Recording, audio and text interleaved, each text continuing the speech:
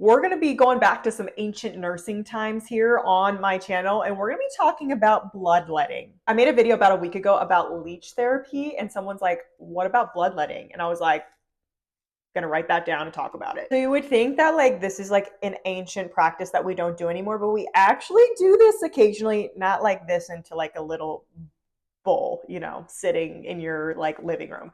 But we do still do this in the hospital. Bloodletting used to be used a long time ago as like a preventative measure and treatment for a lot of common illnesses. They thought by like, you know, bloodletting, letting some of your blood out, they thought it would like help heal people, decrease inflammation, even treat cancer. Obviously, we know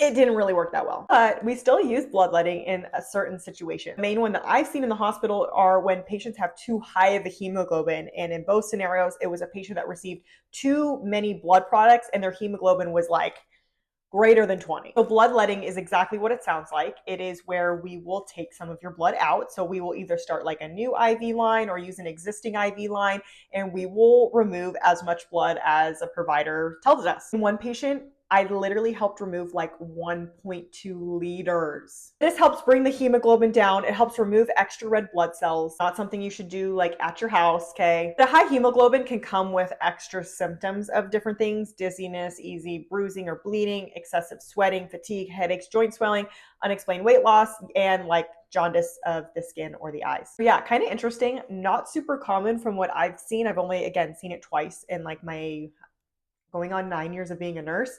But I have seen it for patients that have had too many blood transfusions, and I'm sure there are other reasons out there. Let me know if you know any of them.